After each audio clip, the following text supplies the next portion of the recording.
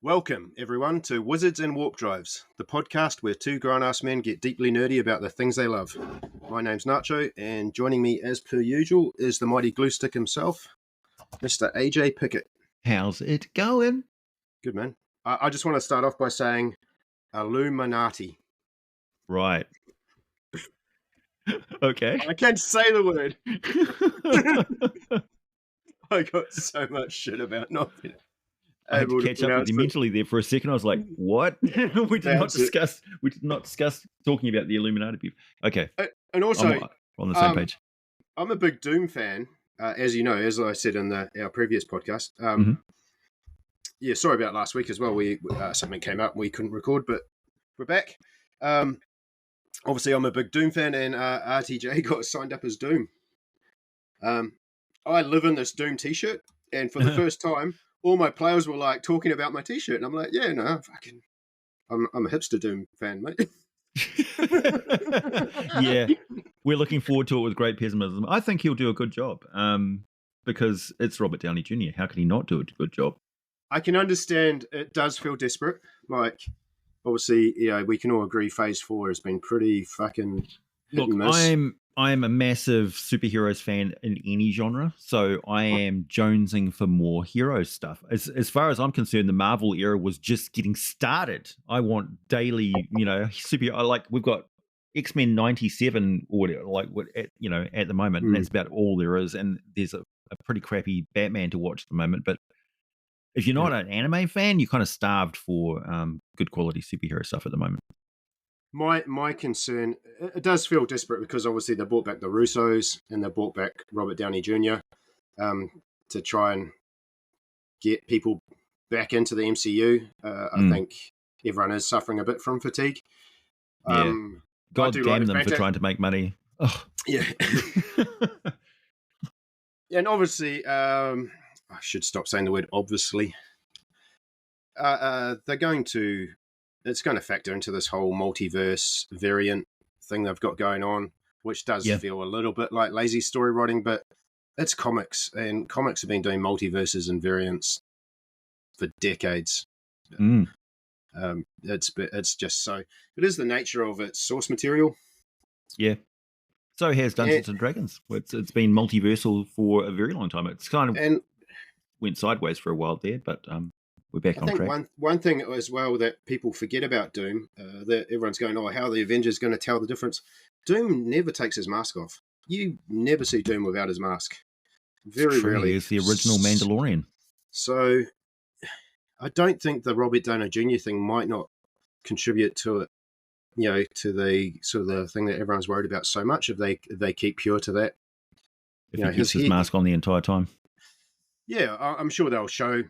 They'll reveal he is a variant of, and Tony Stark and Victor Von Dooms are very similar.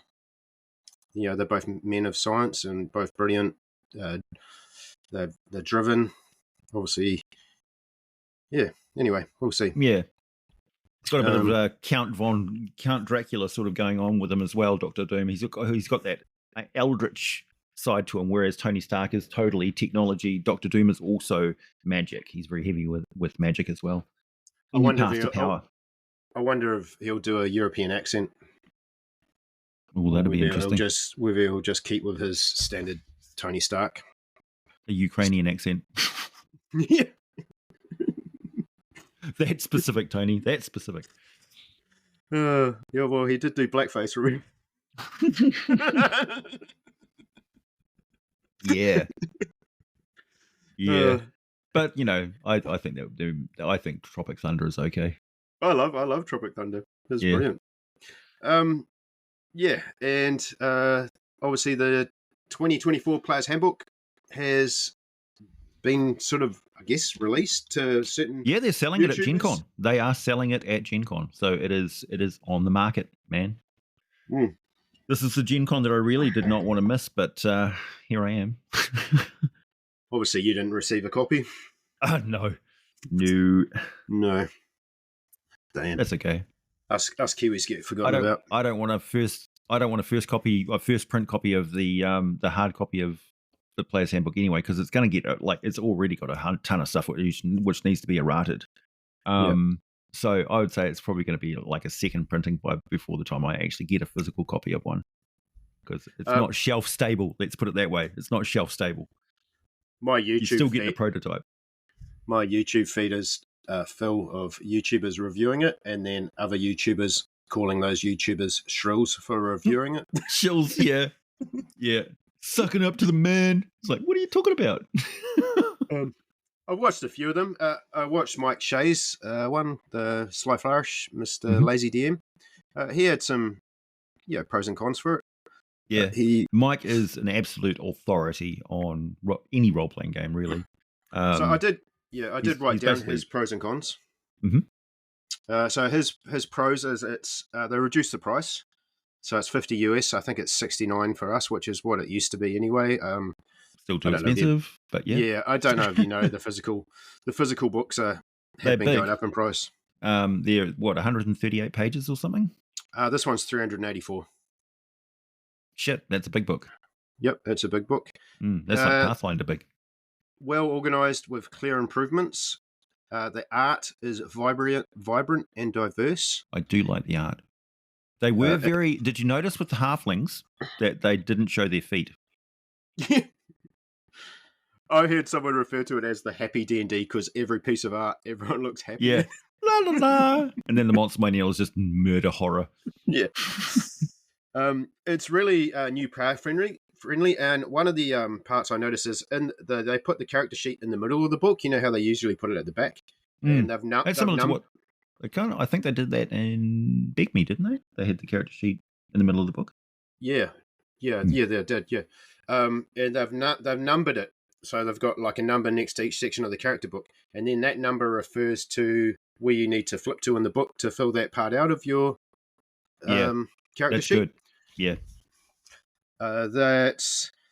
It's got it's sort of balanced a few spells like Hero's Feast, Conjure, Lucky, and it's got the one thing that's really glowing about it is the rules glossary. So at the back of it, it's got a rules glossary where it's just got little sort of 2-3 line paragraphs of every rule in alphabetical order. Yeah, they usually would put something like that in the front of a book too, but I'm glad they didn't in this particular case. And they have essentially they introduce you to D&D before you make a character, which is a different take. Kind of like it. Things he wasn't a fan of is he feels that the new options may slow down gameplay and cause confusion. Yeah, because Combat Past, as Mike will tell you, like Combat Past is certainly. He's also the topic of our podcast today about 4th edition. He had stuff to say about combat and that, which we will cover later as well. Yep. He said the cultural depth lacks nuance, treatment of race and culture. So there's no guidance on mixed races. Dwarfs are just dwarfs now. There's no lineage to the dwarfs. Yet there's lineage to the They talk about it in gnomes. the fluff text, but there's no mechanical difference between the different types of dwarves. Also with the halflings, I think the halflings are described as the more subterranean halflings are the stout halflings, and the tall fellows, or the lightfoot halflings, are the ones who live within civilization. Yep. Above ground, essentially. He said there's also limited advice on backwards compatibility, and there's advice that he thinks is essential to missing. So some of them I really agree with. So he reckons there's no guide on session 0. There's just a little blurb, and he said they have obviously come out and said the session 0 is in the DMG, but it shouldn't just be on the Dungeon Master to have to organize it. When it comes to sort of, he's big on that. What's he call it? Veils and lines? Is that what he calls it? Yeah, there's some box text in the PHB, right, where they talk about session 0, but tiny. That's it. Yeah, I think they handled it quite diplomatically. Like they basically said that the session 0 is where you talk about the campaign and your characters and stuff like that. They don't specifically mention a checklist or red flags or any of that sort of stuff. They just mention it as a, by the way, you should consider this sort of thing. I don't think they were pushing any agenda there. I think it was quite neutral, actually. I think he felt that this was a chance because Wizards is such a big thing. This is a chance for them to be a champion there and set the standard of that type of talk, and they shouldn't have just put all that pressure on the DM to have that discussion. Yeah. It should be something the players also should feel that if I'm uncomfortable about something, then I can address it, or how to address that at the table. But Yeah. I've never really come across that type of problems at my tables. The only time it's ever been a problem was at a convention, where somebody was running a game with an agenda, and they didn't know how to DM basically. There's nothing on downtime activities as well. Mm-hmm. And the main one that really surprised me. Nothing at all? There's just like, if you want to craft a potion, then you have to pay this amount and it takes this amount of days. Oh, okay. Yeah, so this is the one that really, really surprised me. There's nothing on gods at all. There is a page about the planes of existence, which he feels is not even very useful for a DM, for a player, sorry. Like, the players don't need to know about all the different planes, but considering there's like, the cleric, the paladin. They've got Azamar as a core race in there, and they haven't got information on the planes. They've got tieflings, and they haven't got information on the planes. No, there's information on the planes. Yeah. There's, the gods. Like, so nothing on Asmodeus, for instance, for the tieflings, or the lords of the 9 level. Okay. Yep. So that's a big part of being a cleric. Yeah. Who do you worship? I don't know. What gods are available in this world? I don't know. It's not in the book. Jeez. Okay. So that's what makes the cleric the most nuanced class in the game, is the fact that no two clerics are the same. Yeah, it makes Lorraine Williams. Was she in charge of this again? I don't know. Godless heathens. Yeah. Like, if this was the edition where they just wanted to make it as bland and generic as possible to appeal to the widest possible IPs being tacked onto it, then this is it. This is the base system, like Magic the Gathering, with all of the fluff text and pictures stripped away, just the numbers and the dials. This is the edition that we're getting. Well, so it's as appeal to the masses as possible. No feathers ruffled. Please don't attack us anymore. We've essentially whipped Wizards of the Coast to the point where they're cowering like dogs in the corner, saying, please, please, no more. We'll give you we'll draw whatever you want. Please stop hurting us. Just buy our products. I mean, in the Sword Coast Adventurer's Guide, there's like 20 pages on gods in there, but you shouldn't have to buy this book to. Well, I mean, the reality is that if they want any information on the gods whatsoever, all they need to do is head to my YouTube channel, and I've got a couple of videos which will give them all the information they need. I've done the fucking job for Wizards of the Coast. They don't need to put it in their book. There you go. I saved you some pages. Nice plug. So his overall thoughts is it's positive. It's got valuable improvements and good value, but needs better handling of complexity, cultural depth, and other content integration. Oh God, now I can't say this word. But it's a solid foundation with potential for future enhancements. So he said it's a good. It is. Yeah, we are going to pick it up. So who the fuck are we kidding? Yeah, I can say that it appeals more to visual learners. So people who infer a lot about culture and dynamics from the images in the book more than fluff text. But that does divorce it entirely from the 50 years of lore that the game has accrued, which is a massive waste of one of the best literary resources the world has ever seen. So I think it's a massive loss and it's really short-sighted of the companies involved to try and basically take a publishing company and turn it into a video game company. Yep. And I think attaching feats to backgrounds and modifiers to backgrounds, people aren't going to look at their background. So if I'm going to go a fighter, I'm going to not choose a certain background. So I might go, I want to be an entertainer, but I don't get. I don't know. I want the tough feat. The tough feat doesn't come with entertainer. Yeah. It comes I would with have been happier if there was a group of feats that are in this particular class. Like if you're a street urchin type character, the urchin, they got rid of the name urchin. They're now calling them the wayfarer or wanderer or whatever the fuck. I guess because every word they looked at was problematic, so they just invented one. Oh no, we've upset the urchins. Yeah, we can't call them hobos. No, hobos not PC. Vagabond? No, Yeah. can't call it that because there's a game called Vagabond now, the RPG. So So we don't want to plug them. Sorry, Karen. I'm probably just going to say choose whatever background, and you can choose. You can, but I'm going to homebrew it. You can choose whatever ability scores you want to buff and whatever feat you want. Here's the slightly controversial but steeped in lore reason why I'm in favor of feats at first level. Not because I thought that it was a common house rule. I think that's actually bullshit.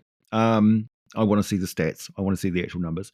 I think it leaves room for a savage species type adaptation to the system so that you can put any monster and turn it into a character class by essentially saying, okay, instead of a background, you've got a species, and the feat that you have is one of your unique traits of your creature that you're playing. Like, so for the troll, for instance, instead of a first level feat, you would get a limited regeneration.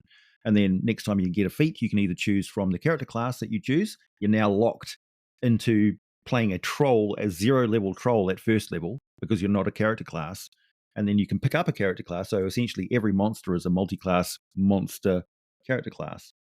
And you can choose to either advance as the monster or the character class, but not like multi-classing. You can't really do. You're better to sort of focus on your monster traits to start off with because they're usually pretty kick-ass. But the downside is that you're locked out of level advancement at the same rate as the rest of the players.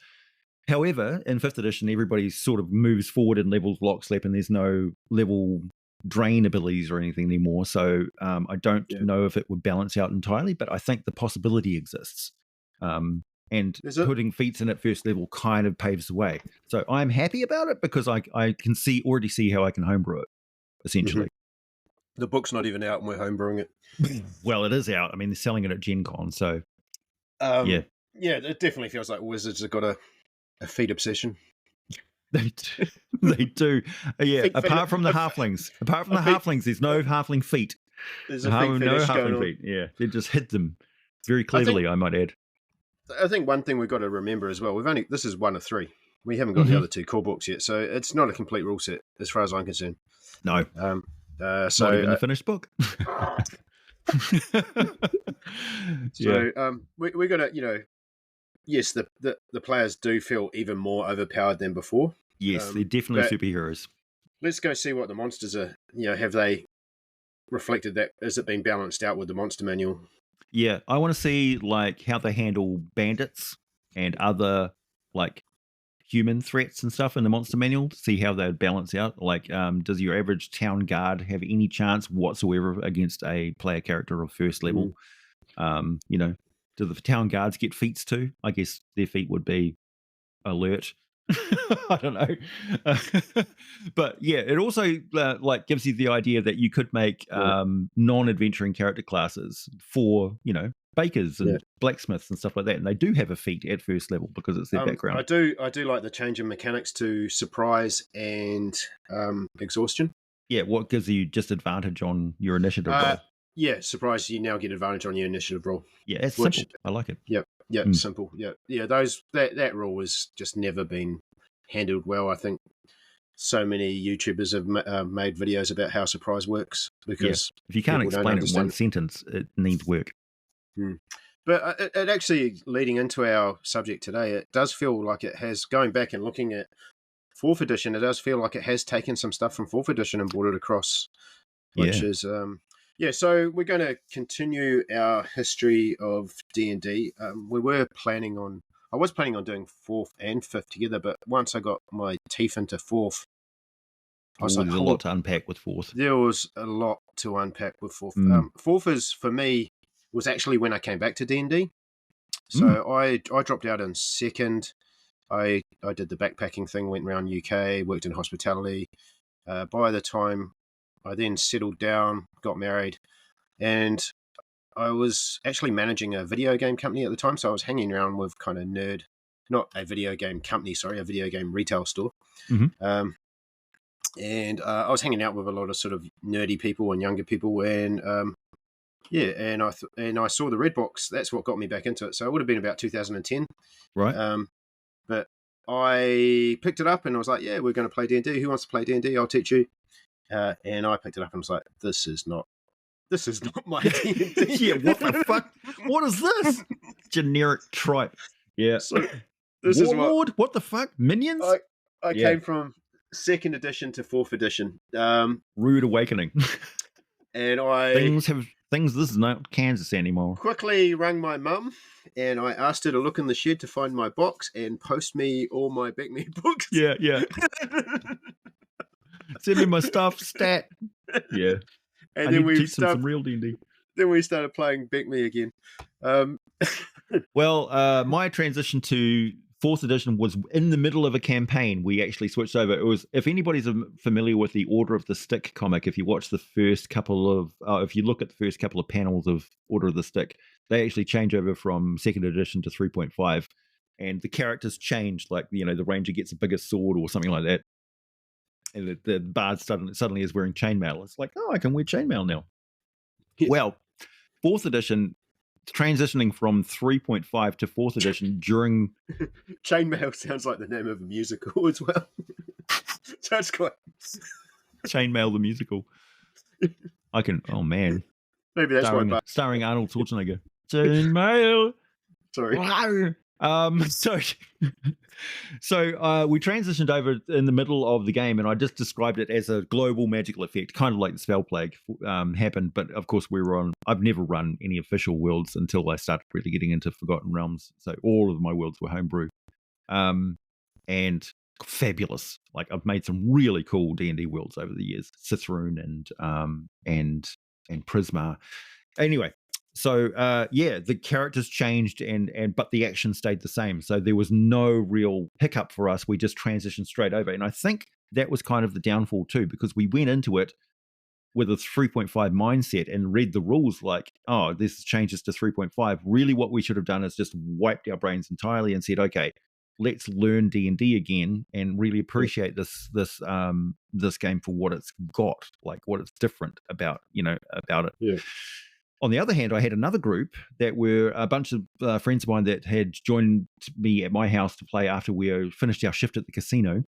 And we were drinking heavily and playing 4th edition, and they were learning the rules for the first time. And they had what's this? This is my character sheet. Okay, what are these cards? Oh, I can use this power once per day. This time, this one in every combat, and this one just all the time. It's like, yeah, all right, sweet. Yeah, that's easy to know. And then once they sort of got the mechanics, which were really easy, it was like learning a card game sort of thing for them.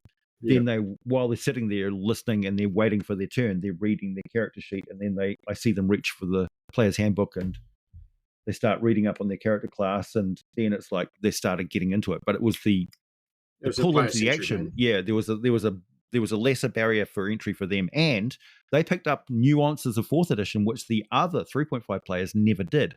So, for instance, they used the intimidation skill to totally cow a bunch of bugbear thugs in a city that were supposed to just basically mug them and take an item off them. Never managed to actually get to combat because they intimidated them so hard, so many times, that the bugbears ended up working for them. So that was quite a different experience. Also, their use of skill challenge trees and stuff like that, and forcing skill challenges on me, they were the absolute kings of like, can I use my charisma on this strength check? It's like, how? Explain how. Yeah. But we'll get into that. Yeah. So we'll go through the development, the initial release, and then I think we'll go through the changes, and we'll divide it into the changes to combat, the changes to non-combat, the changes to monsters, and the changes to lore, because they were all significantly shuffled. So discussions began around 2005. The design team for 4th edition consisted of Rob Heinsoe, Andy Collins, and James Wyatt. Now, Rob Heinsoe, he actually started playing D&D in 1974 at age 10, and he was a play tester for Chainmail. Wow. Yep. He went on to create an RPG called Nexus. Do you know Nexus? I don't know Nexus at all. No. And then he got picked up around 3rd. I think he did some Forgotten Realm stuff, and then he was handpicked to lead the 4th edition team. The only one I really know is James White. He's still around, I believe. Yep. I think he's He did the Glory of the Giants and the Fizbin Dragon book. He does a lot of monster sort of lore books. Mm. They went under the name. Well, so they kind of kept it on the down low. I think they went under a name called Orcus, and their goal was to make faster play, robust rules, easy monster stat blocks, and encounters. They divided that team into two parts called Flywheel and Scramjet. Flywheel was focused on the mechanics and the rules, and Scramjet was focused on the lore and narrative elements. And then in 2008, they released Keep on the Shadowfield, which consisted of an adventure plus quick start rules. So yeah, I think that's free. That's free on DM's Guild. Keep on the Shadowfield, yeah. I've heard nothing but good things about that. That's okay. It's like their not Cragmore hideout, Lost Mine of Fandelver and Icespire Peak. Keep on the Borderlands. Well, it's obviously a play on Keep on the Borderlands. Then the same year we got the Player's Handbook, the Dungeon Master's Guide, and the Monster Manual. One thing, so 4th edition went from 2008. Only went 5 years. Yeah. In that 5 years, how many books do you reckon they released? Oh, lots. Take a stab. I'm thinking 40 books, maybe. Higher? 60? 80? 71 books were released in 5 years. Shit, that's a lot of books. I actually printed them all off to double check. Wow. So yeah, we got the core books, which was the Dungeon Master's Guide, Dungeon Master's Kit, Player's Handbook. There were 3 monster manuals, 3 Player's Handbooks, 2 Dungeon Master Guides. Mm-hmm. There was a whole bunch. I have to say, I bought most of them. I was a total shill for the company. Yeah, there was books just on martial powers, arcane powers, primal powers, divine powers. There was strategy guides, Races of Stone, Races of Flare, the Storm Rack, and all of the environmental books. Well, then there was the essentials. There was the tiles, and then obviously all the adventures as well. Nether Valley, the Tome of Monsters, or Vault of Monsters, or Vault of Fiends, or something or other. I think I worked it out that that's an average of around 14 books a year they were releasing. Yeah, in that time span. Yeah. So yeah, they were kind of went. They were fairly packed. Yeah. And we had a lot of power creep very quickly, and also, what's our angle of attack? Our first topic when it comes to 4th edition, because I've got a lot of stuff tumbling around in my head. Okay, yeah. So I mean, before we brush onto that, it almost felt like they went back to 2nd edition. You know how 2nd edition just fucking pumped shit out. Yeah, and then like look at the Birthright campaign. They probably what's worth mentioning before we move on is the OGL. They didn't release the OGL for this edition, so a lot of people were pissed off, which went on to, obviously, Pathfinder and other systems were created. So, first off, we'll cover the changes to combat. So it was obviously highly influenced by MMOs like World of Warcraft, and it really focused on a gridded map, and movement for combat. That was my first turn off with this game. Was it forced you into having to play with miniatures and maps? I can't disagree. It did introduce the language that MMOs had developed in regards particularly to strategy and monster types and things like that. Like you had strikers, you had controllers, you had divine casters and martial casters, and and all sorts of other stuff. Like you had martial abilities that were. Yeah, so I've got class roles. So classes were divided into controller, defender, leader, and striker. Yep. And then we had power sources were arcane, divine, martial, primal, psionic, shadow. So you had brutes and skirmishers and controllers and masterminds and all sorts of stuff for the monsters as well. Very, very delineated roles. But they handled templates really well. And it was one of the most easy games to DM because it was so systematic, and they had really good online support for the combat system and stuff as well. So you could make balanced combat encounters just by basically plugging in what your characters were and then they What would was give it? you D&D Insider? It was kind of the precursor to Beyond, wasn't it? yeah, yeah. Yep. Yeah, so it was like the D&D website, which is now pretty much defunct. And Mm. all of the 4th edition tools are now basically deleted, along with all of the electronic editions of the Dragon magazine that they put out. Because Yep. Dragon magazine at that point, during 4th edition, also transitioned over to being electronic only, Yep. and then just stopped. So they introduced things like healing surges, action points. I think Mhm. milestone leveling also came from 4th edition. Yep. Yeah, they like all of the character classes. Like they introduced the warlord, for instance. That was the biggest jarring change for me. I think was that new warlord class because it was really quite different. Like it was the most innovative thing I'd seen in D&D for quite some time. Like you really didn't see a lot of new additions at a basic level, like the core level, like a core class difference. Well, what is a warlord? So the warlord is a controller, but they're a martial controller. So they're kind of like pseudo clerics. They're like the bard of the martial classes, you could say. Yeah. A little bit good at everything. So what they do is they specialize in calling out orders, giving people abilities. They are a support class, and they can move you around the battlefield, and they can stop monsters in their tracks and hold them in place. Oh. And They're a project manager. yeah, essentially. They're a foreman. Yeah, they're assistant directors. You know, they're calling the shots. So what they do is a lot of shouted inspiration and stuff like that. And if you read between the lines, a lot of what clerics do is the same sort of thing.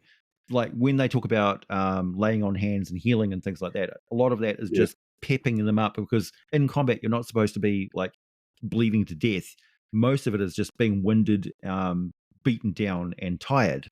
And priests and clerics and paladins usually will just give you a pep talk and slap you on the back and say, you know, our God is with you. Get up and give them a shake and give them a drink of fresh water and throw them back into the fight. And then they'll, the adrenaline kicks in and they go for another few rounds, but they're not really gaining extra, like their body is not stitching back together sort of thing. And they took that with the warlord and kind of ran with it. So they are combat marshals. They're the sergeant at arms of the party, and quite often they're just assumed to be the party leader. Yeah. So it was attack roll versus fortitude, reflex, or will. Was that the defense? So there wasn't AC. No, there was armor class, but it was the saving throws were more like armor class and stuff as well. Like so they didn't have the saving throws directly tied with your attributes. So you had fortitude and stuff like that. And I quite often in 5th edition I kept calling things like referring back to 4th edition saving throws. I had to really stop myself from doing that. Something that I picked up like from make a 4th will edition. save, will or fortitude or bloodied. It was a. I really like the bloodied mechanic. Yeah. That was so for those of you who are not aware, bloodied is when your monster is at half hit points, and they usually will trigger a special ability that the monster has. I also introduced a house rule which was at quarter hit points, which we called fucked. So once they were down to the last quarter of their hit points, they were usually begging for mercy or throwing a last ditch Hail Mary to try and kill you, or at least stop you, or at least hurt you before they die. Or disengage if they were smart. Yeah. It was quite tactical, but the big problem with 4th edition in combat was that there was a massive disconnect when you get to about 9th level or so, where you had to have an entirely different class of monsters. So what they had was, what you ended up with was a monster manual full of low-level orcs and high-level orcs. And when you're a low-level character, the high-level orcs don't exist. And when you're a high-level character, the low-level orcs don't exist. And we're like, well, that makes it really difficult for world building. That's probably important to say. Is this edition went all the way to 30th level? Mm-hmm. So that I think at level 11 they had basically unplayable past 9s because the combat was so long. Paragon paths and epic destinies, I believe they called those later levels. So there were only 3 actions per round as well. Mm-hmm. So you did have a selection of cards and stuff, and it would be like all the character classes were very generic. They were all very much the same. You had the same basic way of describing them and the same system for using their spells or special abilities. They just Mm. basically the fluff text on the cards was different. But it was like playing Magic the Gathering in some ways. You would just say, I'm using my daily power, I'm using my thing. In 5th edition, you see echoes of that in the recharge on a short rest or a long rest sort of thing. Yeah. So they still have that modular recharge thing. And you don't recharge wands and stuff like that in D&D anymore, whereas in Yeah. 3.5 edition, you had to go to a magician, pay them, and they would recharge your magic wand. So that was a barrier, So I guess, that they didn't want in D&D anymore. So every character had a healing surge ability and a action point ability. Mhm. Like, didn't matter what class you were. Yeah. Yeah. So you could spend that anytime. That's like a second wind or something, wasn't it? Yep. Yeah. Um, So everybody was a little bit barbarian, you know. so you could They'd shake it off. spend. They'd Hulk Hogan it and tear their shirt off and get back into the combat. It was quite dynamic. And you really did focus a lot on power combos and stuff like that. Like it sort of power gamed everybody a little bit. And I felt that it detracted a bit from the descriptive narrative aspect of the game because it was very much focused on miniatures and skirmishes and Yeah. that sort of thing. It did that very well. Like Frostfell is just a tactical skirmish game. There's no role playing in it involved if you don't want to. You can basically just run it like two teams fighting a short sort of skirmish game. Runs for about an hour, half an hour, 40 minutes or so, and it's a really good game. Well, makes sense that actually he came from chainmail now, because that was essentially a miniatures game. Yeah, So D&D started off as a miniatures game, so. Yeah. You can't really complain about 4th edition being miniatures centric because that was the way everybody was playing. Yeah, it was just such a jarring change from. And remember, 4th edition was played offline. We didn't have online gaming at that time. Yeah, it really relied on you having a map and using miniatures. I've got certain players that I think would actually like 4th edition because of the player option. If you're a power gamer who likes using miniatures and maps, the combat is solid. It is really solid. If you want to feel like, because everyone is a superhero in this one, from even more so, I believe, than 5e. And also had when we had psionic classes, proper psionic stuff in there as well, which we lost in 5th edition. And it still hasn't come back. I don't see a robust psionic system in 2024 either. Was this the first edition to bring in some new races as well? We had the Tieflings became official, and they were a big part of the world, the official world for 4th edition. Are we talking about the official world of 4th edition yet? No, we'll just talk about the races that they included that weren't. Yeah, so we had Tieflings. With Dragonborn, was this their first edition? We had a glut of different races. We got the Goliath, we've got the Dragonborn, we've got the Warforged from Eberron, we've got the Tiefling, we've got the Shifter, we've got the Changeling. What else? Revenant. Well, 71 books. There were plenty of options. There were a lot, yeah. So everything got a little shine. The different sort of environment books and stuff as well. Like the races of introduced a new race in most of them. Yeah. So for the races of the dragon, for instance, or whatever the hell that was called, we had spell scales, things like that. I don't know if they were in 4th edition, but they were definitely around for 3.5. Anyway, there was a lot of different character options for sure. Do you have anything else for combat that stood out to you? Minions. I really liked minions, and the way combat was sort of stratified. It was easy to organize quite a dynamic encounter. Because it was very focused on miniatures and stuff, you were very aware of the play space. I think 5th edition does a better job narratively of giving you tools as a DM for monsters to do things like lair actions and stuff like that weren't really considered in 4th edition, or legendary actions, or monsters taking a turn on your turn was just not thought about. So there are a lot of things that just weren't there in 4th ed that weren't in previous editions either. We hadn't seen yet, but would have probably worked really well. I am a bit disappointed that 4th edition's minions didn't get carried through to 5th edition because I thought they were really solid. Yeah. Minions Well, basically had we'll move into monsters then, seeing how we've kind of yeah. naturally segued into there. So monsters had roles as well. So you Hmm. had the brute, the controller, the lurker, the skirmisher, and the soldier. Yeah. Um, so every kind of main monster almost had subclasses, like subclasses in the monster manuals. Yeah, it was like a tactical template.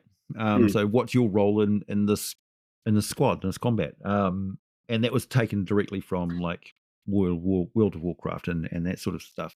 So it translates really well into video game stuff, and it translated really well into looking at monster roles Yeah. rather than monster types. So you could have a skirmisher, lurker, you could have a yeah. So the different roles. So the brute were basically just meat shields, Mm. who had like big, slow, ponderous attacks. You know exactly what they sound like. They're the Andre the Giant, brute squads. Skirmishers were really cool because they were kind of like your rogue, designed to race in, hit, and then run. And so they were very vexatious. And fourth edition also did swarms really nastily as well. Swarms were extremely difficult to fight. In fact, I think it was rage drakes or something like that. There was a swarm of drakes you could send at somebody, and those things were freaking deadly at that Mm. low level. Fifth edition has got that reflected in the fact that groups numbers of incoming attacks really matter because your armor class is more balanced now. In fourth edition, it wasn't such a big deal. It was really hard to get through the armor class of player characters. They Yeah. were very, very impregnable tanks. Yeah. Well, Um, it just makes, as a DM, it makes you want to run encounters a lot more dynamically. Like, yeah, for example, the classic encounter from Lost Mine of Fandelver, Goblin Ambush. So, the way that's written, all the goblins have just got short swords and short bows. yeah. And And they'll have, those short bows can very, very, very kill you. yeah. Um, so it gives you that ability to run an encounter like that, but have every, those four goblins have all got different roles. Yeah, So you can and the make it more. minion. Yep. So essentially, the minion is a type of monster of any particular kind. So it's like another template added onto it, where it's got one hit point, and if it fails a group saving throw versus an area effect like a Dragon's Breath, for instance, they don't take any damage. They don't. You ignore the half damage rule. They just don't take damage. Otherwise, they'd all get wiped out automatically from any area attack. So it makes logical sense. Mhm. So they still take full damage and die instantly. If they take any damage at all, they always die. That's Yep. the whole point. There's something for you to cleave through. However, they still have the full armor class, and they still have the full weapons and or natural attack abilities Yep. of a fully fledged monster. It's just that they have one hit point. Well, what's more epic than like casting fireball on a bunch of minions and how many? Yeah. So they Yeah. made handling like army situations and stuff like that really easy Yeah. in fourth edition. It's Whereas fun. It's just fun. They're just cannon fodder. yeah, but you It still makes. had to calculate all of the different like things. Like fifth edition introduced the mob combat rules, which is a really, really easy, quick way of handling group combat by just basically averaging out all the hits and stuff. And that's Mm. just from knowing how the game works. Fourth edition didn't Consistent. really have that. They had consistent damage output, didn't it? In fourth edition, you could run it that way, yeah. So a monster would just like if it hit, it did 10 hit points of damage automatically, or you could roll the dice. Yeah, Yeah. so it was faster that way. The stat blocks were pretty cool as well to read. Very straightforward, Yeah. very orderly, a lot simpler than 3.5. Yep. They basically said, do you really need to know how many of them are appearing? No, we can just put it like an example squad. And that's exactly what they did. They put an example squad of this particular group of monsters might be found with one of these or one of these. So, for instance, a group of orcs might have a Crenshaw with them or, a Warg, for instance. Goblins and Wargs. One thing I did really like that I still use that came out of fourth edition is because it did rely on miniatures and stuff, they did release products like the Monster Vault. Mm-hmm. And all the adventures that you bought as well, they came with physical maps and physical tokens. So they were like little cardboard circles so that you could just punch out, similar to, I think 5e released something recently that was similar but not as good. So you'd buy an adventure or you'd buy this Monster Vault and you'd just have shitloads of monster tokens that you could just I punch out would and have put on the table. preferred And for the Monster Vault and the Nth Veil stuff. I would have preferred standees rather than tokens. Honestly, you like that, like the piezo stuff. yeah, the Paizo Yeah, stuff like is the superior. like the Those just like yeah. those little plastic printed out things. They're great, really, because they travel really easily. The tokens don't, like the cardboard. Tokens are hard to organize. I've tried to organize mine so many times. That I've still got. Card I collection still use. follow the folders that you use for collecting cards. They're Yeah, pretty good. yeah. But I mean that was cool, and I like that every adventure did come out with a fold out map Mm-hmm. of the main encounters as well. Yeah, So and the tiles and stuff like that. So even yeah. though Those generic skirmish maps that they had were pretty good. They had one on one side it was a sort of forested ruin, and the other side it was like an underdark yeah, central temple, and they had like objective points and stuff like that. So it was very much built for the miniatures game. Yeah, but it did because it is such a tactical game, and it came out before the VTT. There was no fog of war, so it was pretty hard for the DM. Like your players could see the entire map if you're putting out a castle or something like that, unless you're going to cover it with bits and paper. And the nature of the way it encouraged the players to play the game as well, it kind of led to that sort of metagaming power gamer type, which is a lot of people's criticism as people tend, because it encouraged players to play like that, the role playing. What do they say? It's role play versus role play. One ROLL versus ROLE. yeah. Well, if there was a sliding scale of role play versus role play, role versus role. Just sounds the same for us, mate. With my accent, I can chop an e off a word. Sausage roll. The roll, roll. That's a roll, not a roll. So with role playing, you narrate instead of roll dice, and with role playing, you just roll the dice. And fourth edition, you can just roll dice. You don't really need to role play. So the DM narrates the situation. You play your cards and roll your dice, and you can just get away with it. And that's fine for some, but that's kind of like on the sliding scale of things. Fourth edition would be hard towards the roll. Roll. And fifth edition would be hard towards the roll. Well, do you have anything more on monsters? Yes, many things. Well, first of all, back to the whole power scale thing.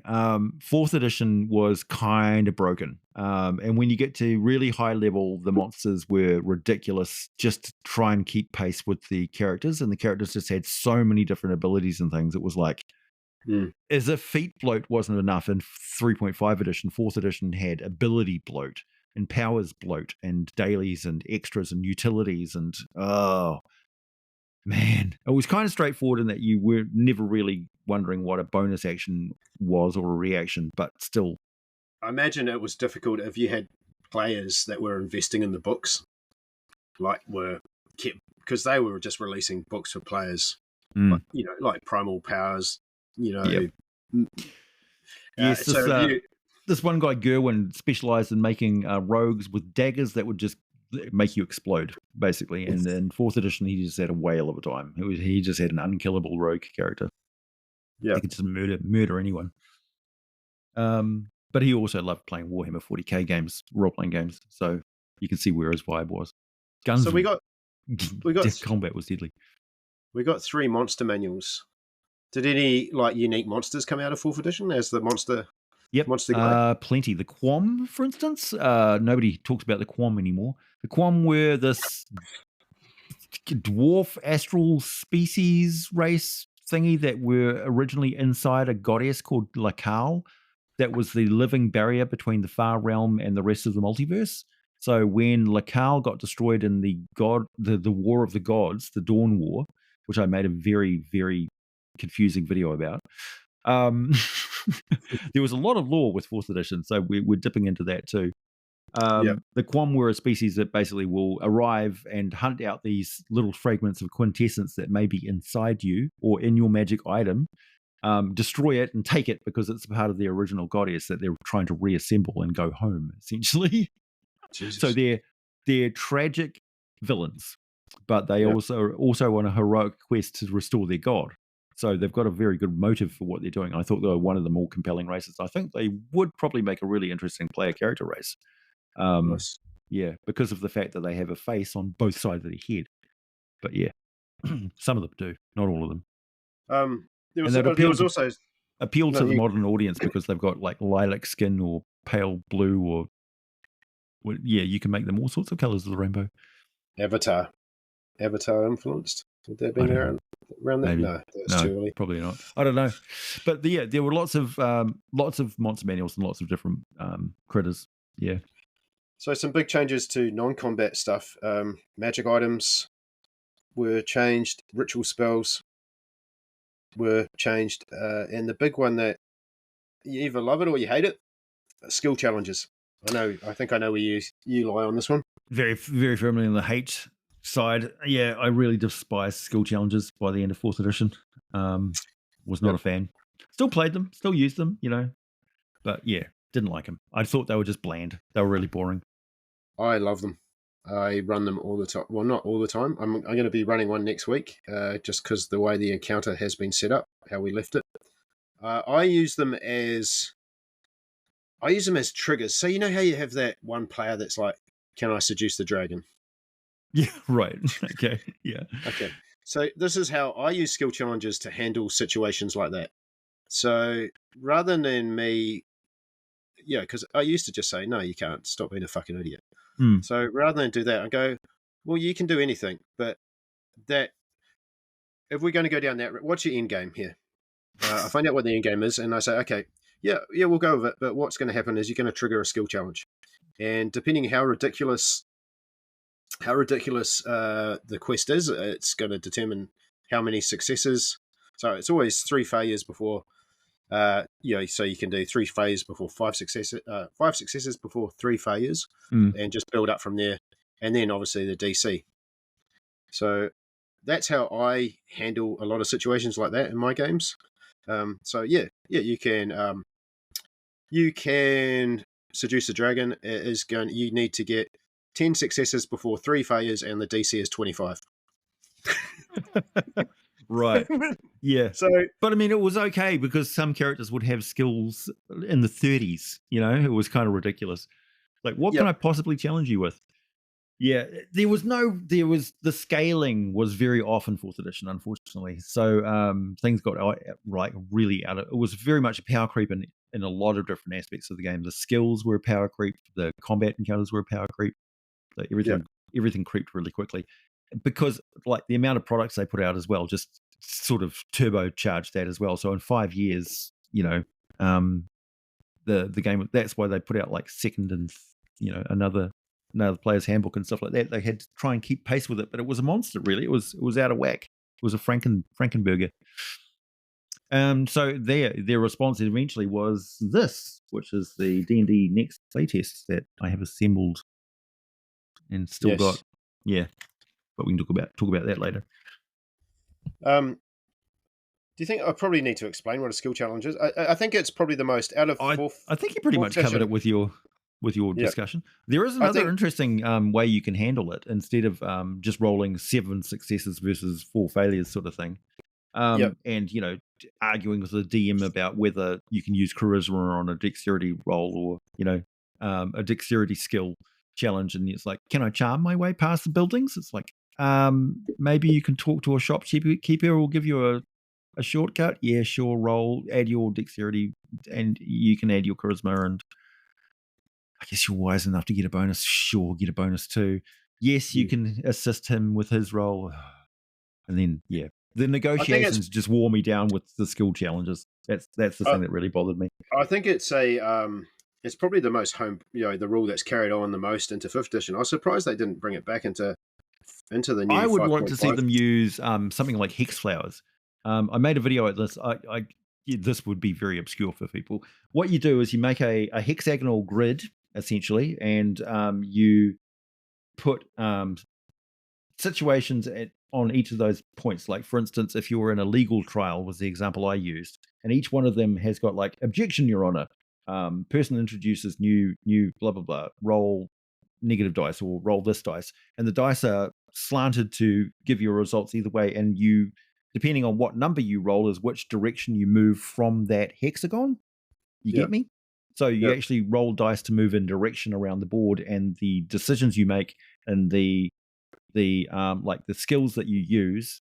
So you would say, okay, you can pass or fail this particular square, this particular hex point, and if you do, it's gonna give you a bonus negative or a bonus positive on your dice roll.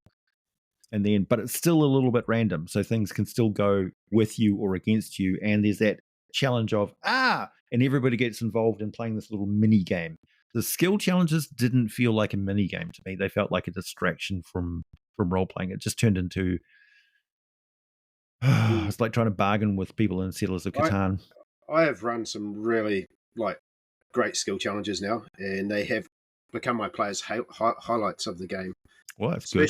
Especially when we've been because been doing a lot of heisting, and sort of that lends itself really well to that type of mechanic. Yeah, city chases and negotiations, like it handles a lot of things like stuff where you don't want to talk through the whole encounter. Like if you're Yep. trying to get information from people at a ball, a noble's ball, for instance, Yep. or you're like in a legal trial, or you are trying to fish for as many different fish as you can to win this competition so you can get the favor of the harbor master so he will give you the map, for instance. Downtime sort of stuff. Yeah. It's Stuff good where when you give it consequences. So I ran a boat going down a river with rapids, and every time they failed, I would roll damage to the boat. I gave the boat hit points. I put one of my players in charge of the hit points, and I think I made it 46 worth of damage every time he failed. So if you got 3 failures in a row, the boat sunk, or if the boat got reduced to 0 hit points and it got sunk, the boat sunk. And it made they had to get 6 successes. right. And I can see Johnny Depp did that a few times in Pirates of the Caribbean, where he's stepping off a ship that sinks. Just as he hits the jetty. What was funny is they got down to 10 hit points on this boat on the last thing, and I mentioned there was a cave on the side, so they parked it into the cave. They went into the cave. The cave was full of like fungi and mushrooms and stuff like that, and it was all gross. And they were like, "Nah, fuck this." They decided to leave the cave, and then they backed the boat out and it made them roll to back the boat out, and they failed. So the boat sunk, and then they were stuck in this cave. Grotty cave. Oh no. The Grotty Grotto. I should write it. And that's an adventure right there. So I think if you give it stakes as well, so because the fact that one of the player was keeping an eye on the hit points of the boat, and I was making the players roll the damage for the boat as well, it kind of elevated the skill challenge to like everyone was suddenly invested. And once all my players got their head around like, oh, how can I use Arcana? And I was like, I know, you tell me. And then they were like, well, I'll pitch this idea. Or can I? Or how can I use? How can I use religion? Was one of the ones. And I was like, well, you tell me. Or can I pray to my gods to see us through? Yeah, sure. Yeah, I'm happy with that. Yeah, yeah. It did kind of force. Yeah. So it gave an aspect of problem solving that was not your traditional. Can I role play in character? Can I use an accent? Does my character have this in their equipment pouch? Can I use my marbles this way? Can I use chalk to do this? 10-foot pole? So I guess it gave them an extra avenue of negotiation and problem solving and clever thinking. But it kind of maybe it was just the groups that I was with. I don't know. It took an element on the character sheet that people weren't really looking at and letting them think outside the box of how to use that. And I've applied it as well to things which I think get wasted in 5th edition. So I've applied it to stuff like crafting, or you've got a brewer's kit. You choose this cool equipment at the beginning, like, and then it never gets mentioned again in the game. So I see in 2024 D&D they still kept like skill, like tools and things like that, like craft, alchemy kits and things like that. It was like, yeah. I've heard. Do you use them? Have you ever used it? It's pretty disappointing the way they handled crafting. Yeah, that's been broken for ages. Anyway, so should we go into lore changes? Sure. What do you want to cover first, the Nether Veil or the Spell Plague? Well, the world of Narath. Narath is named after the former empire. It's similar to Forgotten Realms in that the Forgotten Realms is very much it's kind of like a Mad Max era where the Netheril Empire has fallen and you're now in a civilization which is picking itself up, and it's very much a frontier civilization away from like big mainland China, for instance. Has got Yeah. a thing. So Nentha Vale was divided up into the humans, whose empire has fallen, and there's just a few cities left over, which are still what they call points of light. So those are essentially the cities are just there so that your character can go home from their adventuring and restock, retrain, and then go out into the wilderness Yeah. and try and tame it again. So it's got elements of old second edition and Beckme, where your objective of your character is to tame the wilderness, and to advance civilization. In fact, they introduced a god named Arathis, who was the goddess of civilization and kind of the goddess of humans. So that was interesting. Mm. They also rearranged and replaced some of the gods of the older edition. So Vecna was part of the pantheon. So Vecna was very big in 4th edition because he was a god, legit. Orcus as well was worshipped, and Asmodeus and stuff came into it. Asmodeus got a big highlight because the Tieflings was another major race, and their civilization was called not Narath, something like that.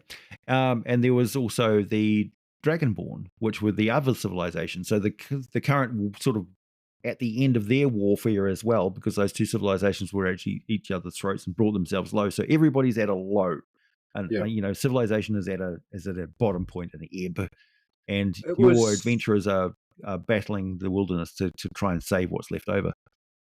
I think it was a good setting for a beginner DM because it's not overwhelming like this. Yeah, Sword there wasn't a lot to learn. Yeah, everything's kind of 2 days travel. So unlike looking at a map of the Sword Coast where you're like, if I've got to go all the way up to Neverwinter down to Baldur's Gate or Candlekeep, that's months and months of travel. Whereas everything's kind of a 2-day. That's, I guess, what a point of light system is. Everything's reasonably like the players can go everywhere on the map and you can run it. It was more of a confined, smaller sort of geography, I guess. Small pockets of civilization are surrounded by vast wilderness, and it was like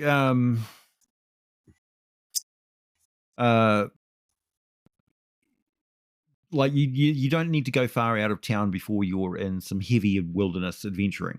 And then there's a lot of ruins which are explained by lost civilization. So there was a lot. It was kind of like the Lord of the Rings leftover ruins from previous, when the hobbits are going off on their own and they're in that area, and Aragorn is looking at the remnants of the previous civilization of the Numenor. And it's like that's what Narath's vibe is like. You're constantly sitting on the ruins of the former civilization of your people. In fact, I just watched the Kingdom of the Planet of the Apes, where the human is saying like, "This was our world; we owned all of it," and then the Tiefling will turn around and say, "It's not yours anymore."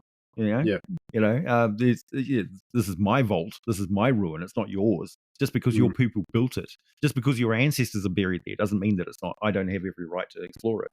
And the humans are like, screw you. So it kind of gave you the aspect of in D&D where the elves would look at humans in the Forgotten Realms, for instance, and say, "You're camping out in the former city of my people." It's just like, whatever. It was created. It was created from the ground up. Yes, for 4th edition. Yes, it was. Yeah. Yep. There was no. Narath started from scratch in 4th edition. It introduced lots of. So this was Project Scramjet's side of the creation, I guess. Right. Yeah, I guess so. So I think this is James Wyatt. I think this was what he was in charge of. There's a lot of very weird stuff they did with the cosmology and the way that gods worked. I thought it wasn't detached enough from previous D&D settings. Like they should have just reinvented an entirely new pantheon instead of using any existing ones. Arathis was really interesting, and I remember Arathis the best because she was cool. Like the whole story of so Arathis is trying to. Arathis and Moradin and one of the other gods had made an alliance with each other that they would try and fix the upper planes by essentially stitching them all together into a super plane. and the idea that the outer planes were sort of fragmented by a war with the primordials right at the beginning of time, which is still going on because they moved through time or something. Anyway, the idea that the far realm was the psychic barrier that was held back by the living goddess Lakal, who had the Quam living inside her. And she was nothing but good. She was nothing but good and beneficial for the multiverse, and the Quam were perfectly peaceful little dudes living inside her, like the hobbits, like the Fraggles and Fraggle Rock, right? The Quam. Yeah, the Quam. And then because of what Moradin and Arathis and some other god, I think it might have been Bahamut or something like that, they were fighting some evil thing, and Lakal got shattered in the crossfire, got killed. Like there's a lot of killing going on. Like one of the original dragon gods got killed and split in half and turned into like Bahamut and Tiamat or something. But there's a lot of conflicting stuff with that too. Yeah. I generally avoid 4th edition lore because it is so convoluted and a little bit weird, and it's just it's too close to the existing lore from 2nd edition to 5th edition that it's easier to just separate it and say no, that's a totally different multiverse. I mean, one thing that definitely got the fucked over in 4th edition was Forgotten Realms. It's best to just avoid the Forgotten Realms for 4th edition. It was a nightmare. Ed Greenwood and R.A. Salvador were really pissed off by this because they were forced into it as well. Essentially, Ed got to the office, I think it was, or some such thing. I don't know how true the story is, and I'll probably have to talk about it to him personally one day. But they advanced the timeline just knee-jerkedly 100 years. Boom! Like everything's 100 years later now in the Forgotten Realms. Are you going to release a new world book for it? No. No, that's not even the world setting we're concentrating on. Where Naras is the official world setting for 4th edition, not Forgotten Realms. So why did you make all these massive changes to it? You didn't need to. It's unnecessary, man. And people like Salvador that were writing the Dritz novels and stuff, they got forced to push their stories 100 years forward. And bear in mind that Salvatore, before he started writing all the novels and stuff, sort of went, well, what area is it okay for me to write about? Because I don't want to step on any other writer's toes, because so many people are involved in writing the Forgotten Realms and turning it into a living thing. And they said, oh, the Icewind Dale up in the far north there is not really covered by anybody. And so that was where he concentrated his focus. That's why so much is concentrated on the Sword Coast and the upper north area in 5th edition, because that was where all the novels and stuff were being printed in. But that doesn't mean that the rest of the Forgotten Realms wasn't very busily being used. And then when the 4th edition changes came around, they flooded half the world, got rid of whole regions like Var and the southern coast got absolutely devastated by the spell plague? No, not the spell plague. When Toril basically split into and then merged back into Abia Toril. No, it's early in the morning, folks. The big ritual thingy that brought the elves tried to bring a part of their heaven and land it on the planet. You're having a Illuminati moment. Yes. Anyway, so a lot of that has been changed in 5th edition, and they rejiggied the map and lowered the thing, and basically everybody just ignores that the 4th edition changes ever happened. Yeah. So basically, the spell plague was resulted in the collapse of the sundering. weave. Thank you, Brain. The sundering. Sundering. Yes, that was it. Yeah. So collapse of the weave causing wild and unpredictable magic. So they basically messed with the magic system. Yeah, the spell plague was caused by a goddess basically being murdered by a god. It was Cyric killing the goddess of magic or something or other. Every single edition, they kill off the goddess of magic. It's just like the thing. She's like the Sean Bean of D&D. It's like, hi, I'm Mistra. What? Hi, I'm Mistral. What? Hi, I'm Bob. Yeah. My name is Robert Johnson. So lots of changes to the law, lots of changes to the way the gods worked and everything. One does not simply kill off the god of magic. Yeah, one does not simply try and take the power of a god. Yeah. And a lot of that lore and stuff has been retconned anyway. And as I say, as a lore expert, I say just avoid 4th edition lore and use it as a homebrew setting or use it as a skirmish game. It's really good as a skirmish game. As a sort of like, because I'm very much a completist, so I'm going back and reading a lot of Forgotten Realms stuff, and I don't know whether I just want to avoid that whole Spellplague Sundering Dritz era of books. I recommend it. Yeah, I do. Because I felt like they were being written by R.A. Salvador with a gun to his head. Yeah. Yeah. Ed was very disappointed with what they did and the way that they handled it. It was very disrespectful. And it was badly thought out. It was like a stupid executive Hollywood movie type decision where they went, they handed down this executive decision to the creatives, and the creatives went, why? I think what was insulting is that was the only setting that they did it to. Like, they left Eberron alone. They left Dark Sun alone.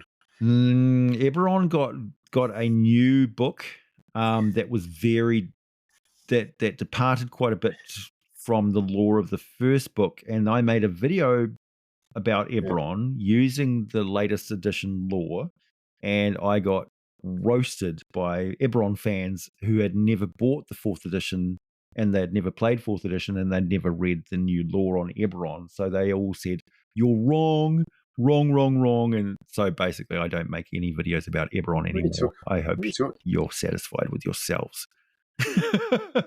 Yeah.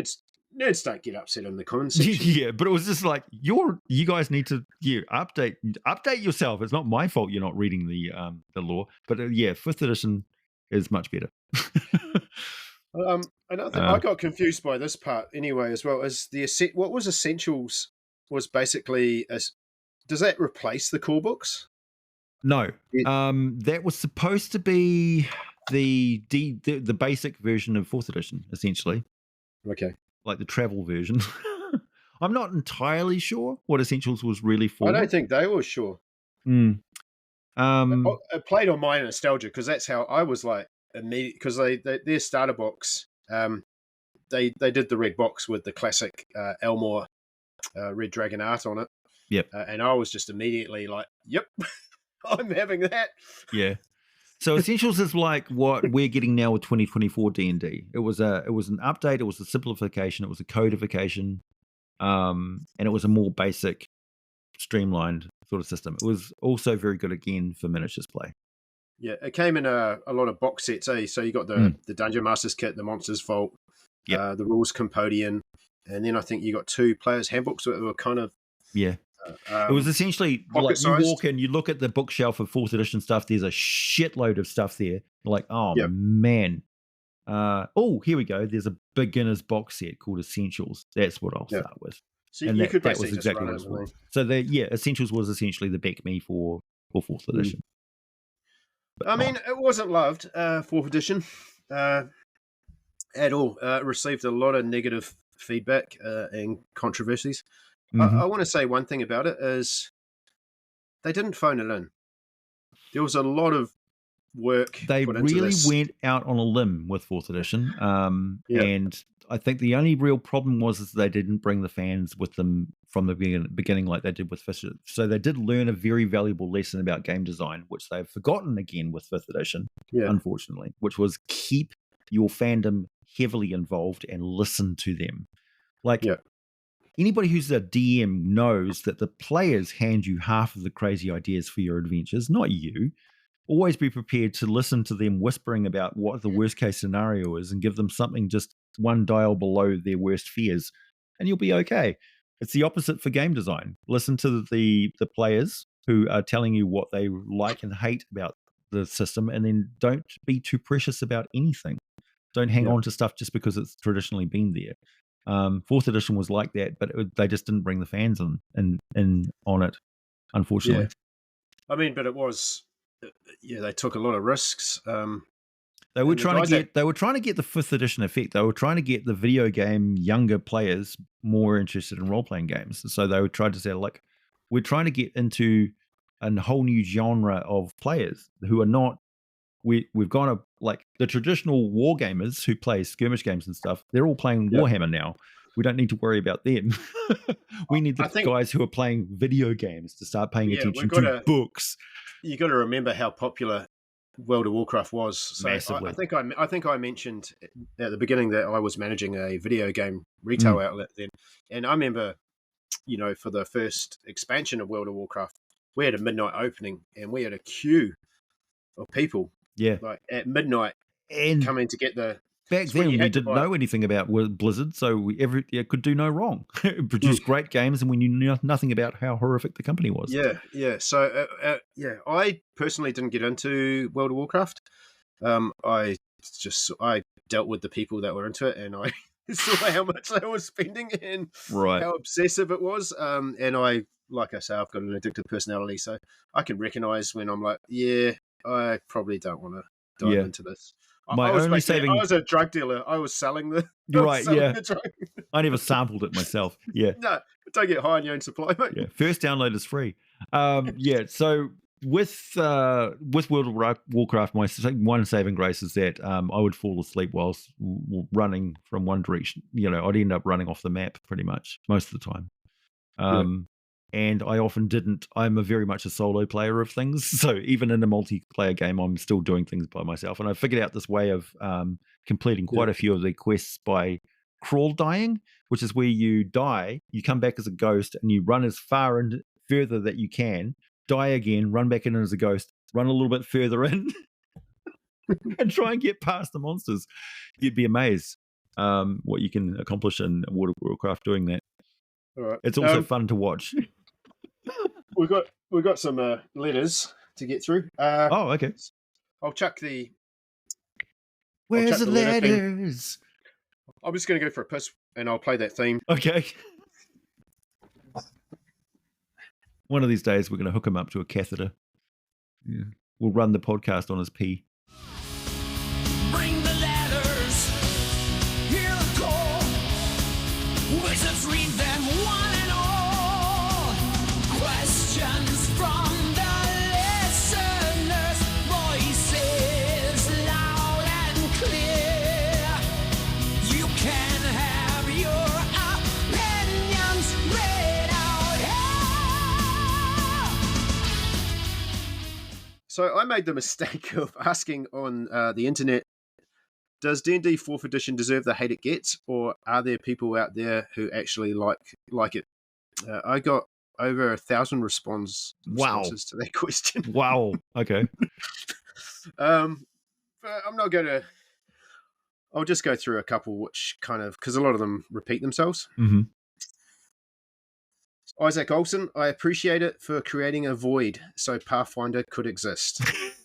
It is true, yeah. In the commercial landscape, the history of D&D, 4th edition will always be a dividing point that is referred to as splitting the fandom.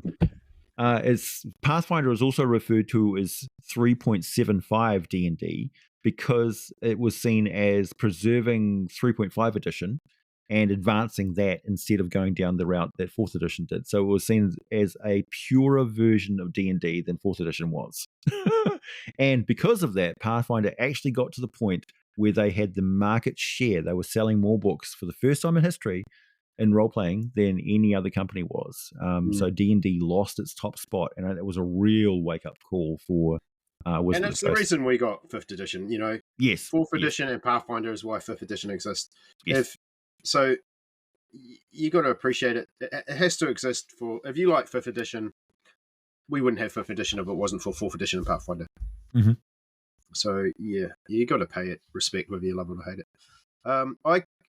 Barry Thompson, 4E is probably more suited to a VTT system than 5E. Yes.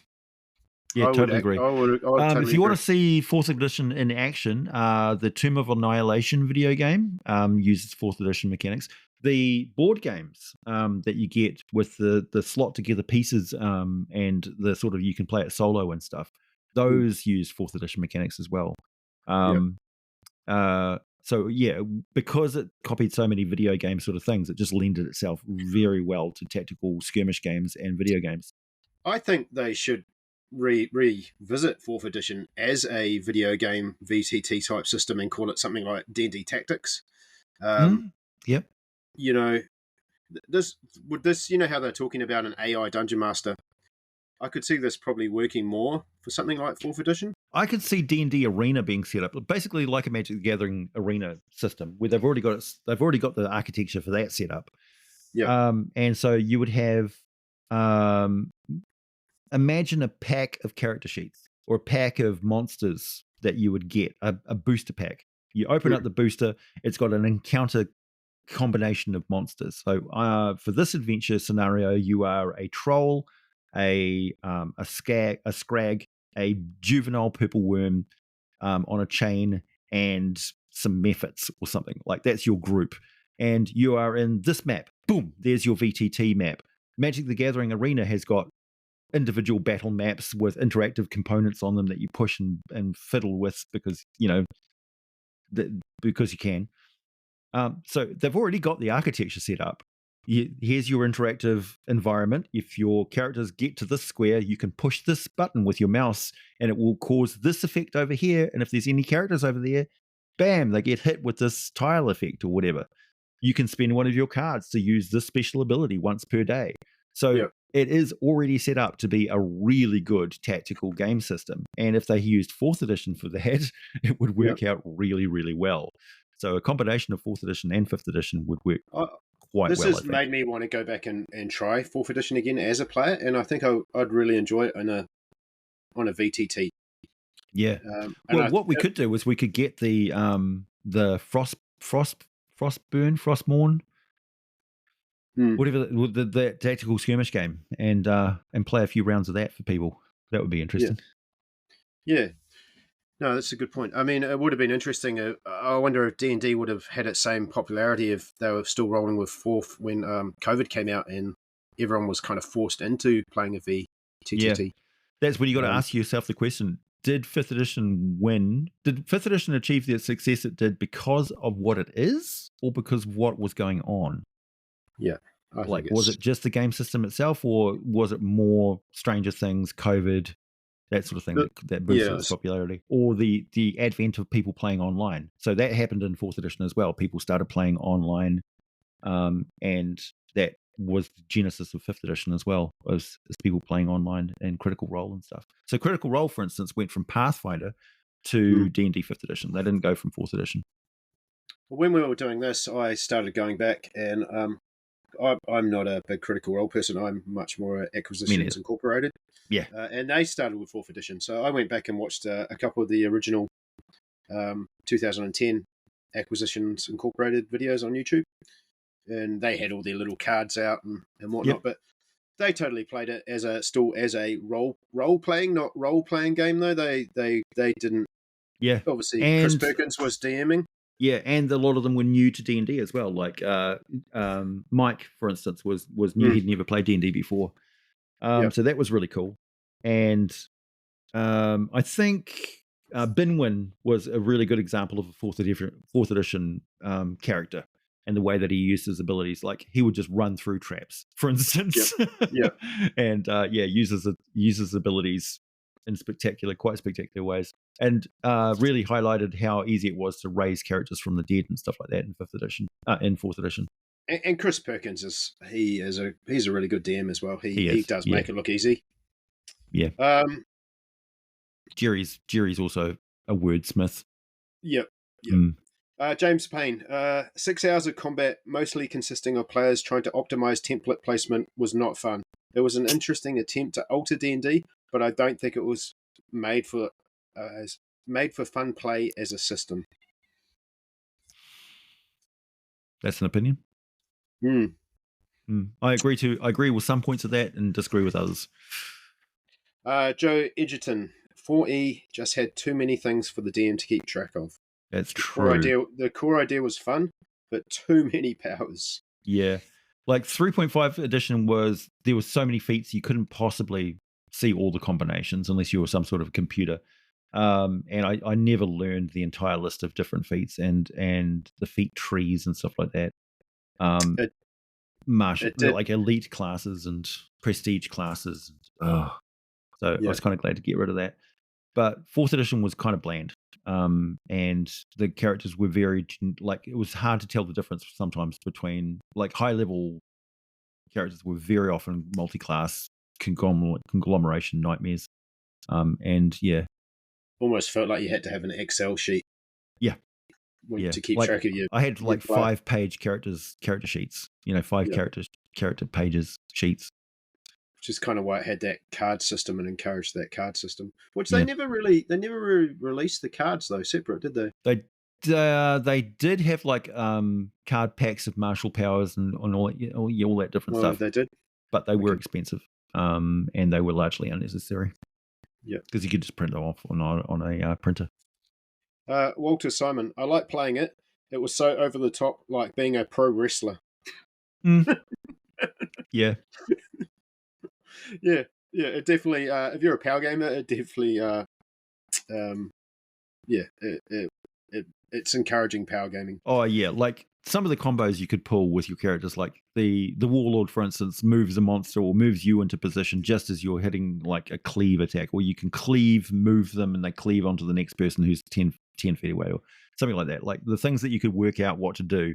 And that was the other thing too. It was quite often entertaining as a DM seeing what the players would come up with that you never expected. But instead of it being an item that you gave them, which you never saw the ramifications later, it was actually built into the game itself, which was kind of unfun because they could really screw you over.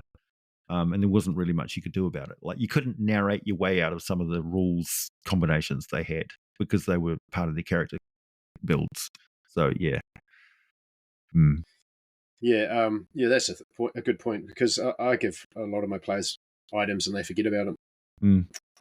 Like in 4th edition, for instance, DMs would lose their mind if characters had flight at first level. They'd say, what's the point of having pit traps and all that sort of stuff if people can just fly over it? And then in 5th edition, you've got like Aarakocra and stuff like that. So yeah, that's where that argument started.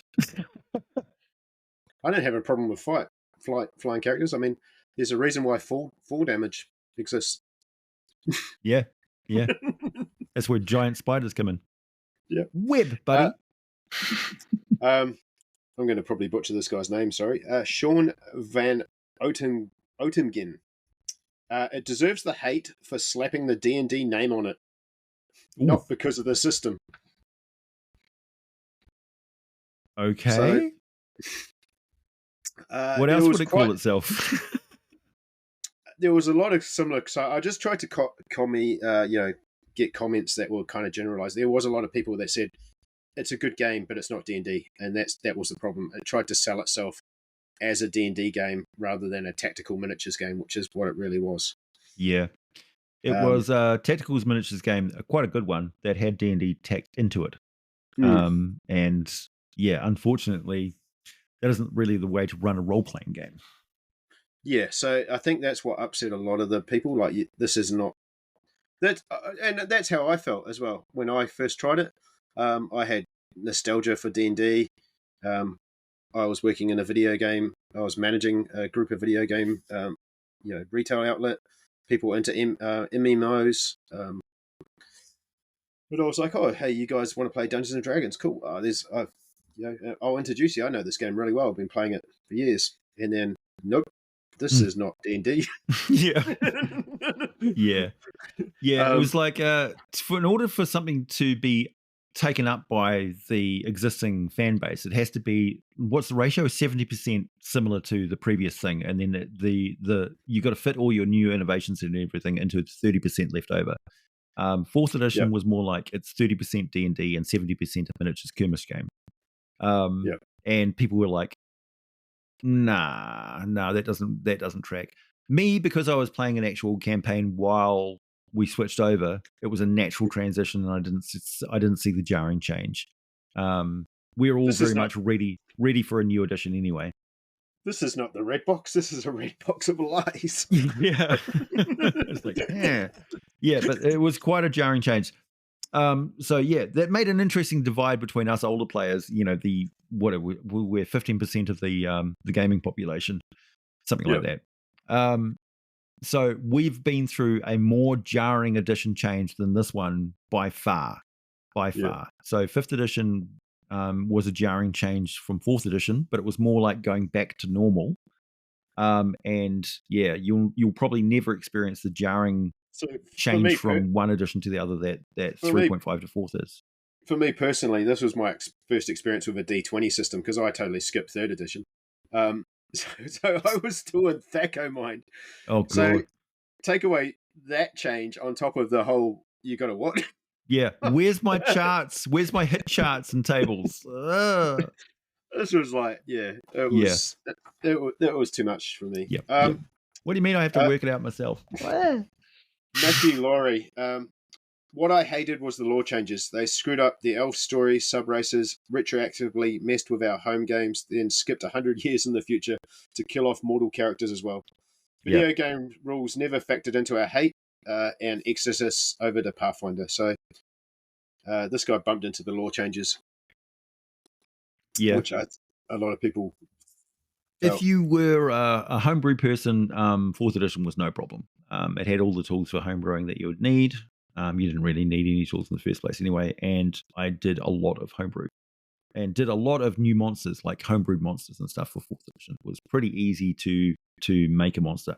Not as easy as 5th edition. I mean, these days we've got ChatGPT that can make a new monster. You just describe it to it, and it will spat out a really good stat block almost immediately.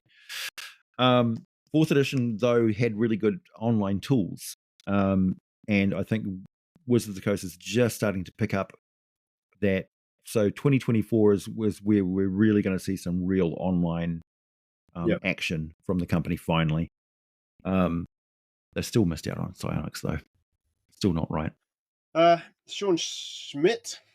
There's a lot of cool shit in 4E. Minions, action-orientated monsters, suggested groupings for encounters. Mm-hmm. Just steal that shit. Yeah. I agree. I do. Obviously AJ's a big fan of minions. I'm a big fan of skill challenges. It would have been better in 4th edition and 5th edition. I think we saw a lot of that with Mordenkainen's and those stuff where they had a lot of information about hags, their lairs. Like, this is what an orc camp looks like. This is what a mind flayer lair looks like. 4th edition needed that. Like, the encounter groupings and stuff was good, but like we really needed to know more about like what does a troglodyte's village look like? What does a aboleth's encampment or prison or laboratory complex look like? Where do storm giants live? That sort of thing. Yeah. We had a lot of varieties of different monsters because they had to pack in all these different varieties because the power level was so imbalanced between low level play and high level play that we ended up with a lot of confusing monster options with no real place to put them. Like, where do they exist in the game world? Doesn't make any sense. So yeah, that was kind of broken. And it was the shortest edition, I think 6 years. Yeah. So no edition needs hate. If you don't like it, just don't play it. That's Dan Norman, and that's solid advice. That's what I thought I'd end with. That's how I feel about most things nerd related that people get upset about. My main takeaway with 4th edition to tell people is that if you never played the edition all the way through, probably don't get into a conversation with somebody who did play it all the way through about it, because you're just going to sound kind of ignorant and opinionated. Really. Like, 4th edition was cool for those who played it all and who really understood it. And so, we've faced a lot of like just knee-jerk hate from Pathfinder players and stuff over the years, so there's a little bit of bitterness there, I think. Yeah, so I'm lucky to be friends with a sage from Candlekeep who basically lent me his library card, which gave me some access to some books I could get out. And I was skimming through a lot of the last couple of weeks. I've been skimming through a lot of the 4E books. I've absolutely fallen in love with Dungeon Master Guide 2. It is really system agnostic. Like, you could apply it to any RPG. It's chapters. It is so cool. Have you read the Dungeon Mastery Guide from Pathfinder, the original 1st edition? No, I will check that out. Oh, yeah, you really should. Things like the way it handles things like traps and the way 5e handles traps is just so fucking boring. The 4e traps, they were so dynamic and like creative, and like the ideas, it was like, whoa, I'm stealing that. Mm. Even the way it went through skill challenges, the way it went through crafting, I think I'd recommend you give the skill challenge bit a skim over, because that really opened my eyes to like, oh, this is a way I could use, like I said, like I want to seduce the dragon. I've never thought of that. I've always just been, oh, fuck off, mate. You can't seduce the dragon. You're a dumbass. But now it's like, okay, well, this is a moment. We're going to do this. I'm going to turn this into an interactive role-playing thing. Mm. All right. So it's and I love books like that. That's what Dungeon Master guides should be. They should just be inspiration and things to spark your ideas. I much prefer that than, the player's handbook's your rules, and the Dungeon Master guide is there to inspire you to use your imagination and be creative. Yeah. In the game, to me, and to give you different play options, like house rule options and stuff like that. There's a lot of them in 5th edition, which largely get ignored, I think. But you can play 5th edition legitimately by the book, very differently, depending on what you follow in the suggestions. It's the new core book I'm most excited for, because I absolutely detest the 5th edition Dungeon Master's Guide. I think it's one of the worst Dungeon Master's Guides I've read. And I've read them all. I think it's just really, it's just a fucking magic items glossary to me. With the no crafting stuff in there, yeah. So it's like, here's a bunch of magic items. Great. How much does it cost for the player? So where can they buy one of these things? Who sells these? Who trades them? Out of the 3 core books, I feel it's the one that can do with the most improvement, which is why I'm most excited to see what they've done with it. So, yeah, I mean, steal that stuff. Like, go back and look at some of these older editions. There's plenty in there to steal. And it's, I don't think it's hard to adapt them to 5th edition. You don't need, I personally don't struggle with that type of stuff. Once you know a system, you can steal what's good from it and apply it to that new system easy, I think. I don't think it's... I really do like. It may sound like I'm joking, but I really do recommend using ChatGPT to do a lot of your dungeon prep and stuff for you these days. It's a tool. Doesn't really matter what you think about it. It exists, so use it. I argue with it a lot. Yeah. Well, the scary thing is that ChatGPT is now very soon going to be able to have conversations with you, spoken conversations, and they're programming it to pick up on your emotional state. So that sounds a little bit scary, Orwellian, but it is what it is. AJ, I think you need a snack. Yeah, it's going to be like, AJ, can you stop calling me a fuck knuckle, please? It's like, no, I'll stop calling you names when you stop doing stupid shit. Yeah, I type in a question and then it gave me something up. Like, I was trying to do something and I was like, because how, I don't know, I use the free version, how you can only give it so much information, and then it goes, you've given me too much. So I'll say, hey, I know I'm going to give you a lot of information here, so I'm going to give it to you in 3 parts. I don't want an answer until I've given you all 3 parts, and then I'll go part 1, and then it'll stuck in me an answer. I know. And then I'll start typing in, what part of this did you not understand, you fucking idiot? Yeah.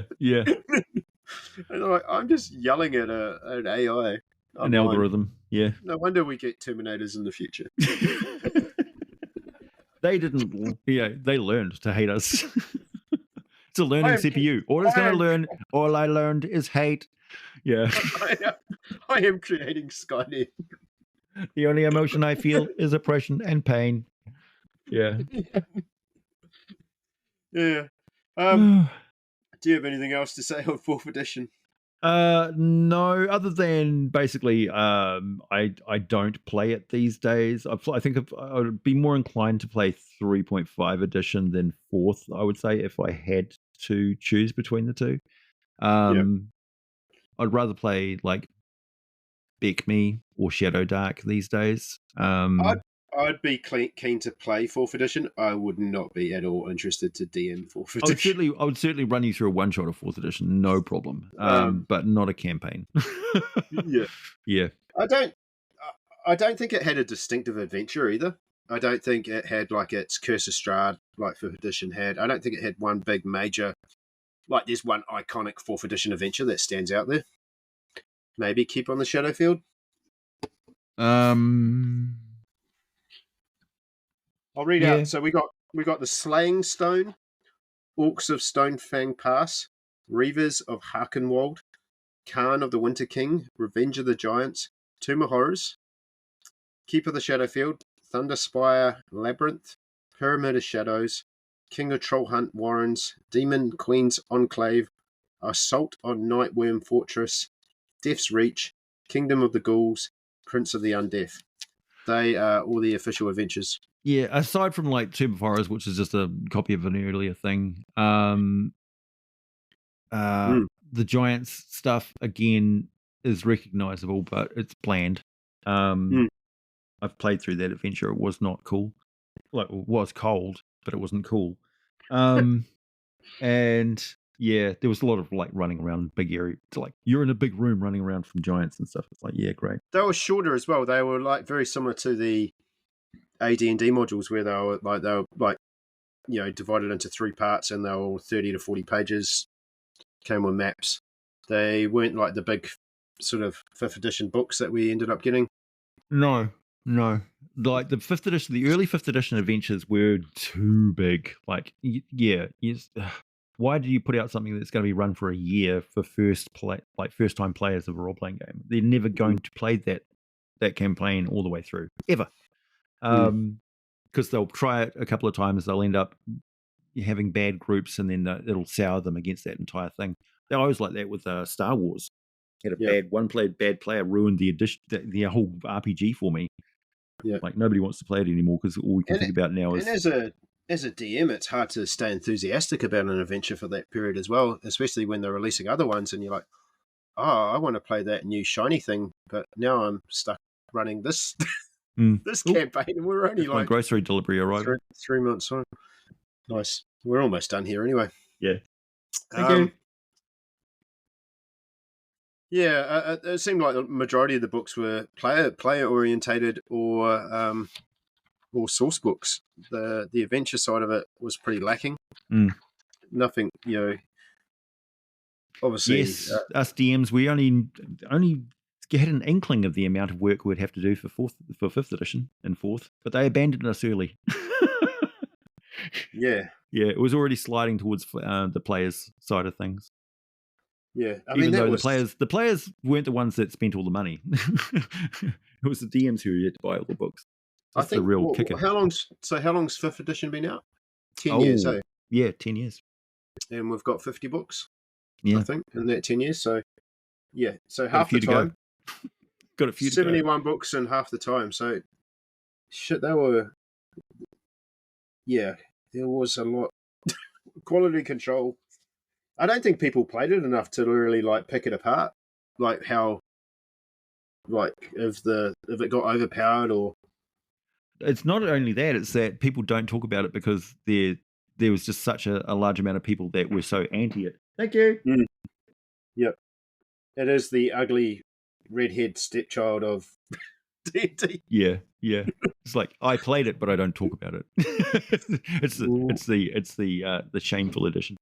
We don't talk about Bruno. I think it's had a bit of a resurgence. I think there are people that... We've had a whole edition pass in between now. We can talk about it. Yeah. I think it was just such a change. And I feel there's a lot of people that criticize it that never played it as well, that just jump on the bandwagon. And to all of those people, you're not true D&D fans. You haven't played all the editions, so, go home. Yeah, I mean... You've been gatekeeped. Yeah. No, I have no problem with the people who switched over to Pathfinder and are coming back to 5th edition or whatever. But there was a lot of, this is a 4th edition conversation. Can you keep your 2nd edition conversation out of it, please? There was a lot of that. Yeah. Well, gatekeeping has always existed in nerd culture. Yeah. Unfortunately. I guess the people who switched over to Pathfinder got a bit of that treatment too when 5th edition came along and everybody was saying, it's vastly better than Pathfinder. So they got the revenge. Yeah, Pathfinder's a whole separate conversation. Yeah. Yeah, so that's 4th edition. yeah, it was a big change. They took a gamble. It did not pay off. Mm. It released a shitload of stuff in the short period it was around, and it yeah, and then we got fifth edition, and we got the resurgence. Yeah. I guess we'll save fifth edition for another episode. Well, we should probably jump into fifth edition, particularly with the book releases going on. Yeah, we only got on the clock there, 10 minutes on the clock. So yeah, I think we'll wrap it up here for this week. What do you want to talk about next, man? You can choose. I'll let you choose. Ooh, I'm tempted to You know talk what? about. People have requested, because you're on here, top 10 favorite monsters of fifth Top 10 edition. favorite monsters? I can certainly do that. Yeah. Mythology versus monster lore is a good topic. Like, what is the origin of a lot of the monsters and genres and stuff like that for ecologies and monsters and stuff? And how does it work when you've got a book with 350 different monsters in there? How do people live their lives on a fantasy world when there's griffins and manticores and shit? Yeah. All right. Okay. Yeah. You got anything to plug this week, mate? Nope. I probably should say, if you are listening to us, please subscribe, leave a like, all that stuff. I don't really understand how this stuff works, but it does have an effect on the algorithm, apparently, and helps us get out there and get more reach. So, yeah, leaving a review. Help get us big enough to get sponsors. Yeah. So Nacho can quit his job. Fuck, yeah, please. Oh, no, don't say that. People from my work listen to this. Apparently, I don't know how. They want to quit their jobs too, Nacho. Let's not. Everybody who works there doesn't want to. No, I love my job. Yeah. Yeah. Good way. So, yeah, do all that good stuff. Yeah, leave a review, like Spotify. Oh God, my brain's broken. It is early. Upvote us, ping us, like us, You know what to hit do. the icon, emoji, comment, whatever. I don't need to tell people how to interact with things on a social basis, but yeah, feed the algorithm beast. That would be great. Yeah, we'll be back next week. We'll figure out a topic, and that's it. It's good night from me. And it's good night from him. Good night. Cool.